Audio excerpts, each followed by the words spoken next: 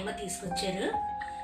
ఇది ఫ్రై చేసుకుందాం. అల్లం, కొంచెం పెరుగు, లైట్గా పసుపు, కొద్దిగా ఉప్పు వేసండి ఒక 4 విజిల్స్ అయితే ఏం చేసుకున్నానండి. అది ఇదిగోనండి ఒక ఉల్లిపాయ తీసుకున్నానండి, చిన్న ఉల్లిపాయ, వెల్లుల్లి రేకలు ఇంకా ఇవి తీసుకున్నాను, ఎండుమిర్చి అండి, 1 స్పూను గసగసాలు, 1 స్పూను ధనియాలు, 1 స్పూను జీలకర్ర తీసుకున్నానండి. అలాగే ఇదిగో ఒక 3 లవంగాలు, ఒక దాల్చిన చెక్క చిన్నదండి, ఒక 5 మరాఠీ మొగ్గలు. ఇవి కొంచెం కూడా ఫ్రై అవనిద్దాము. కొద్దిగా పసుపు అయితే వేస్తున్నాను. ఇదిగోనండి,